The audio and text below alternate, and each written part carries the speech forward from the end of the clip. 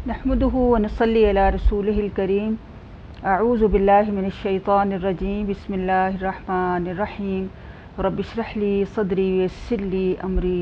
वहलुल उक़दतम मिन लिसानी यफ़क़हू क़ौली। अल्लाहुम्मा फ़क़्क़िहना फ़िद्दीन, अल्लाहुम्मा फ़क़्क़िहना फ़िद्दीन, अल्लाहुम्मा फ़क़्क़िहना फ़िद्दीन, आमीन या रब्बल आलमीन। आखिरी पारे शुरू हो रहे हैं और कुरान की तकमील की तरफ हम जा रहे हैं। अल्लाह रब्बुल आलमीन से दुआ है कि इस कुरान को वो हमारे दिलों की बहार बनाए, इसको हमारे गम व हुज़न का मदावा बनाए और इसको हमारे हक़ में हुज्जत बनाए। 29वें पारे का आगाज़ करते हैं और बहुत ही अहम पारा है। और आप ये देखें कि अब आखिरी पारों में सारी ही सूरतें तकरीबन मक्की सूरतें हैं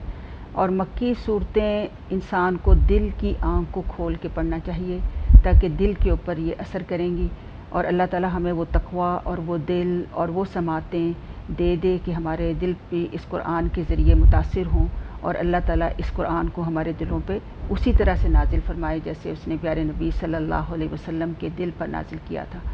याद रखें कि कुरान नबी सल्लल्लाहु अलैहि वसल्लम के दिल पर नाजिल हुआ था और जब तक इंसान का दिल खाली ना हो और हिदायत की तलबगार ना हो और उसकी हर तरह की बीमारियों और आलाइशों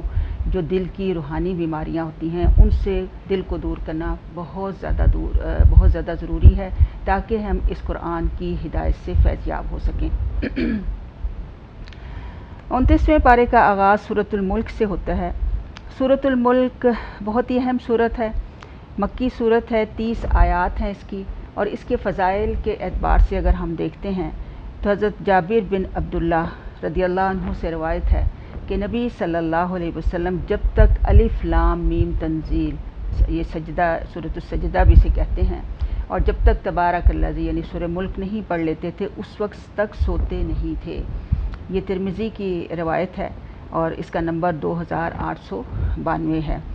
फिर इसी तरह से एक और रवायत हमें मिलती है कि ये सूरत अज़ाब क़ब्र से रुकावट का ज़रिया भी बनेगी और इसके बारे में भी हज़रत अबू हुरैरा रदियल्लाहु अन्हु से मरवी है कि नबी सल्लल्लाहु अलैहि वसल्लम ने फरमाया, हदीस का मफ़हूम इस तरह से है कि 30 आयात की एक सूरत है कि उसने एक आदमी की शफ़ाअत की यहाँ तक कि उसको जन्नत में दाखिल करा दिया।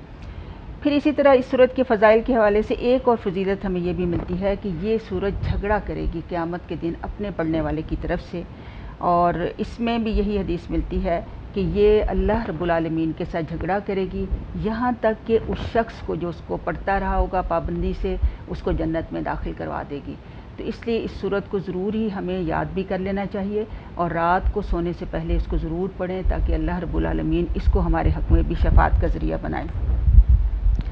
सूरह मुल्क में अल्लाह ताला ने अपनी ज़ात के बारे में इरशाद फरमाया कि वो बाबरकत है, वो ज़ात जिसके हाथ में हुकूमत है, वो हर चीज़ पर कादिर है। अल्लाह ताला फरमाते हैं कि उसने ज़िंदगी और मौत को इसलिए बनाया कि ताकि जान ले कि कौन अच्छे अमल करता है। फिर अल्लाह ताला ने अपनी क़ुव्वत तख्लीक़ का ज़िक्र करते हुए फरमाया कि उसने 7 आसमान बनाए और इस अंदाज़ से बनाए कि इसकी तख्लीक़ में किसी किस्म की कोई कमज़ोरी जो है वो नज़र नहीं आती। फिर अल्लाह ताला फरमाते हैं कि उन्होंने आसमान दुनिया को चिरागों से रोशन किया और इसको शयातीन को भगाने और जिन्नात को भगाने का ज़रिया भी बनाया। और फिर अल्लाह ताला ये भी फरमाते हैं कि जब जहन्नमियों को जहन्नुम में डाला जाएगा तो जहन्नुम के दारोगे उनसे पूछेंगे कि क्या तुम्हारे पास कोई डराने वाला नहीं आया था। तो उस वक्त वो इस बात का इकरार करेंगे और कहेंगे कि डराने वाले तो आए थे लेकिन हमने उनको झुटलाया और कहा कि अल्लाह ने तुम पर कुछ नाजिल नहीं किया है और माज़अल्लाह हम उन्हें ही भटकावा कहते रहे। और फिर बड़ी ही ये दिल दहला देने वाली बात है कि वहाँ जाकर वो कहेंगे कि काश लौ कुन्ना नस्माउ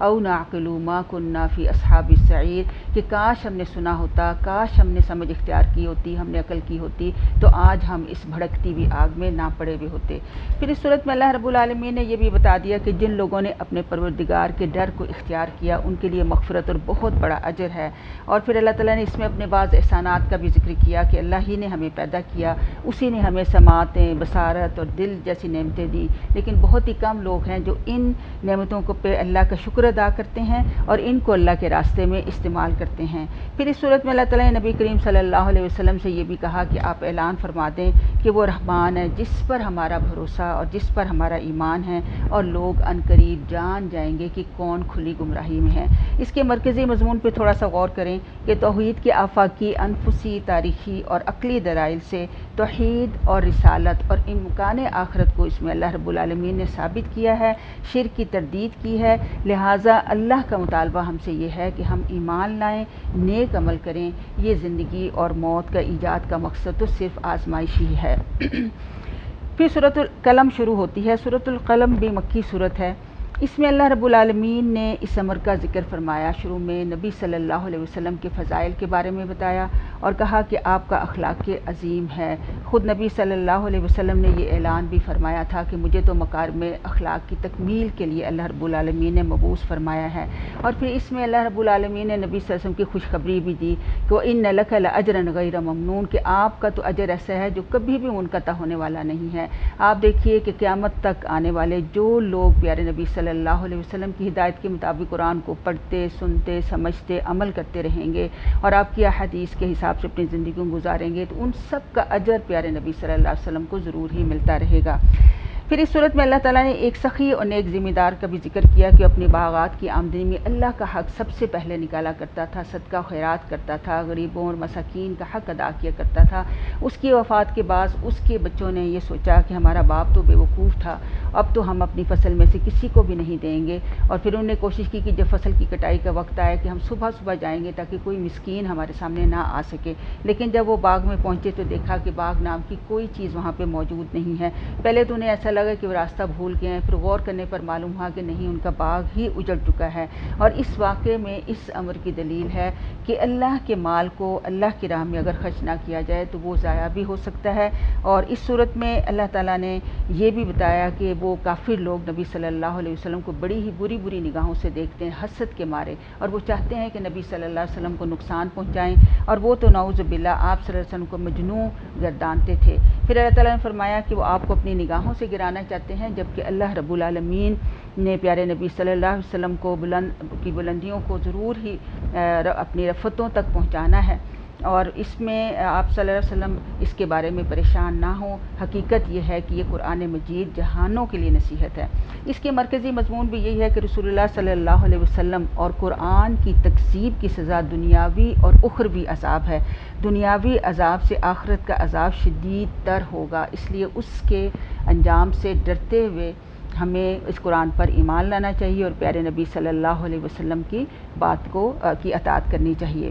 پھر سورہ حاقہ شروع ہوتی ہے، یہ بھی مکی صورت ہے۔ الحاقہ سے مراد حقیقت ہے۔ اللہ تعالیٰ نے اس صورت میں قیامت کو حقیقت کے نام سے پکارا ہے اور اس کی حقیقی کھڑکھڑاہٹ کو جھٹلانے والوں کا انجام سے کائنات کے لوگوں کو باخبر کیا ہے۔ پھر اس میں قوم عاد اور سمود جنہوں نے قیامت کو جھٹلایا تھا، اللہ تعالیٰ نے قوم سمود کو ایک چیخ کے ذریعے اور قوم عاد کو ایک تیز و تند آندھی کے ذریعے ہلاک کر دیا تھا۔ عادیوں کو اپنی طاقت پر بڑا ہی فخر و غرور تھا۔ اللہ تعالیٰ نے ان پر 7 راتوں اور 8 دنوں کے لیے طوفان مسلط کر دیا جس نے انہیں جڑ سے اکھاڑ کر پھینک دیا۔ وہ زمین پہ یوں پڑے ہوئے نظر آ رہے تھے گویا کہ کھجور کے کٹے ہوئے تنے پڑے ہوں۔ اس صورت میں اللہ تعالیٰ نے نبی صلی اللہ علیہ وسلم کے بارے میں کافروں کے ان اقوال کو نقل کر کے ان کی تردید بھی کی ہے کہ وہ آپ کو نعوذ باللہ شاعر، کاہن کہتے تھے، جبکہ اللہ تعالیٰ فرماتے ہیں کہ جو کچھ بھی پیارے نبی صلی اللہ علیہ وسلم پر اترا ہے اللہ نے اس کو اتارا ہے اور اس میں جھوٹ والی کوئی بات نہیں۔ اللہ تعالیٰ آپ صلی اللہ علیہ وسلم پر جھوٹ باندھنے والوں کو کبھی بھی فلاح دینے والا نہیں ہے،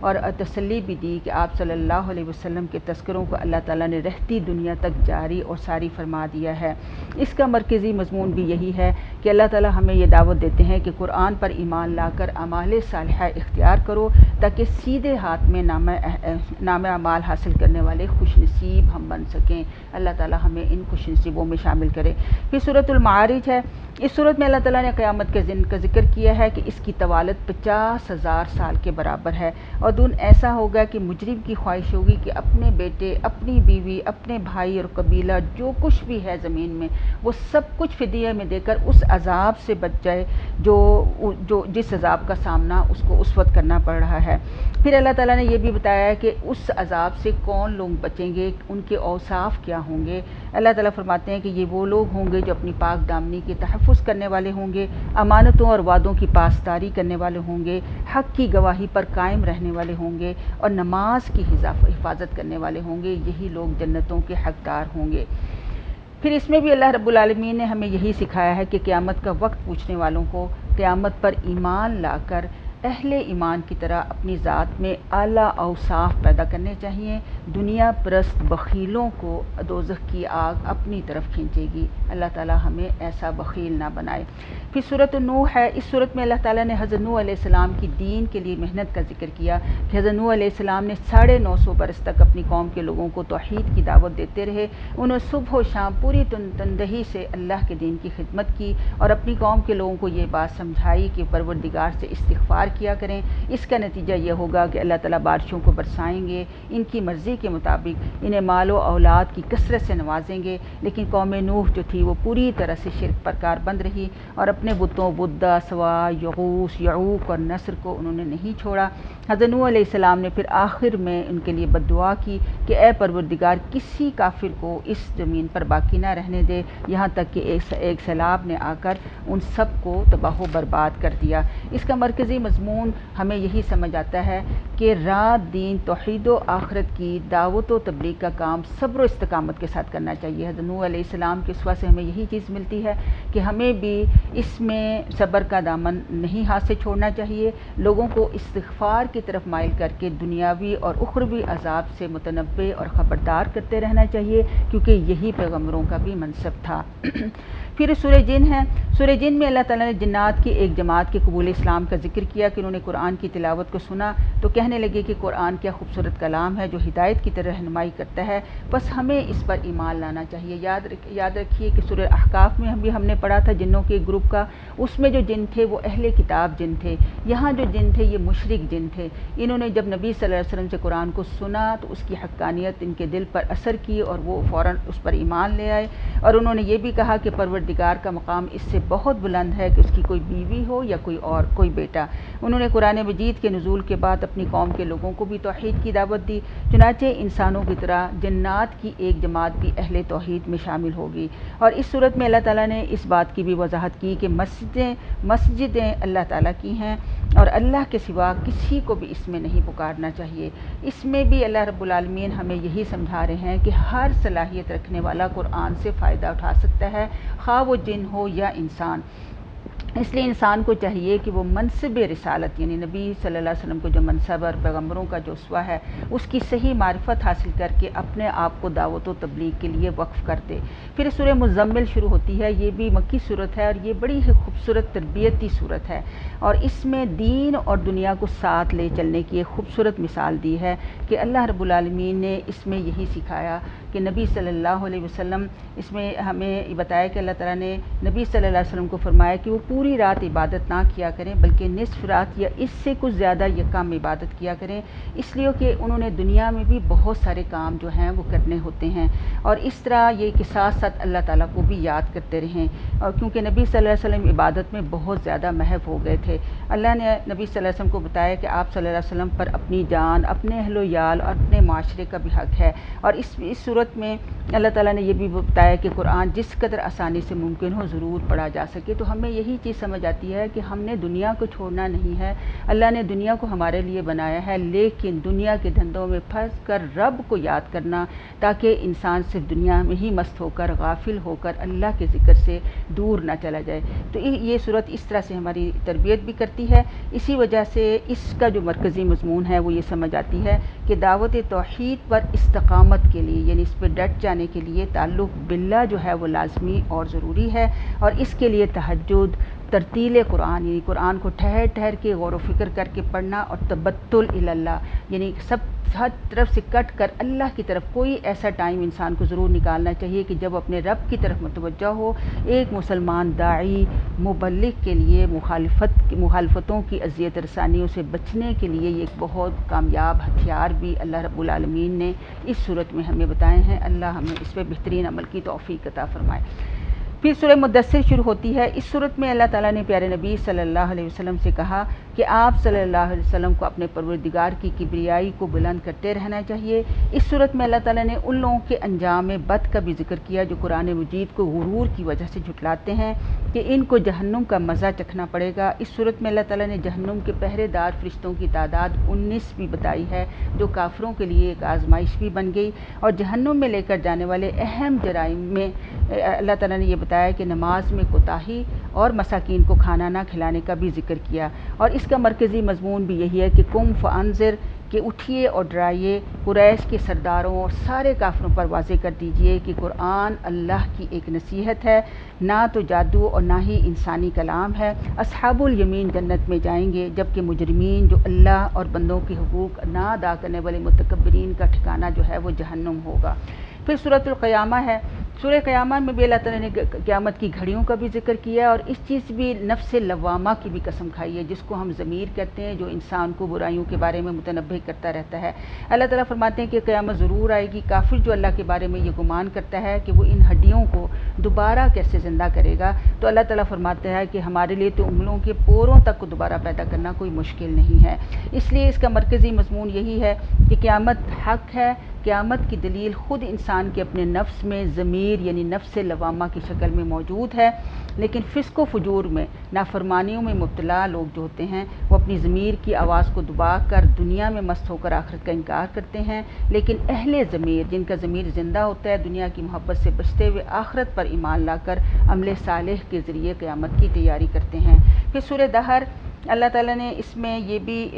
ذکر کیا کہ انسان پر ایک ایسا دور تھا جب کہ کوئی بھی ذکر خیر اس کا نہیں باقی تھا۔ اللہ نے اس کو پانی کی ایک حقیر بوند سے پیدا کیا، اس کو دیکھنے اور سننے والا بنا دیا، اس کو دو راہیں بتا دیں، چاہے تو وہ شکر کرے چاہے وہ کفر کرے۔ اس لیے انسان کو آزادی خیر و شر حاصل ہے، اس کو شکر گزار بن کر آزادی کا صحیح استعمال کرنا چاہیے۔ اسلام کا صحیح راستہ اختیار کریں گے تو انعامات ملیں گے، بد کردار اور ناشکرے لوگوں کو کی اطاعت سے بچنا چاہیے۔ آخری صورت اس کی صورت مرسلات ہے، جس میں اللہ تعالیٰ نے بار بار ویل یومئذ للمکذبین کہ ہلاکت اور بربادی ہے قیامت کے اس دن کے جھٹلانے والوں کے لیے تباہی ہے، اور اس میں اللہ تعالیٰ نے قیامت کے عقلی، آفاقی اور انفسی اور تاریخی دلائل بھی دیے ہیں کہ قیامت واقع ہو کر رہے گی، قیامت کو جھٹلانے والے متکبر، ضدی اور ہر درم لوگ تباہ و برباد ہو کر رہیں گے۔ اس کے برخلاف مومنین، صادقین اور متقین اجر و ثواب سے فیض یاب ہوں گے۔ اللہ تعالیٰ ہمیں ویسا متقی اور مومن بنائے۔ وعلینا الا البلاغ المبین۔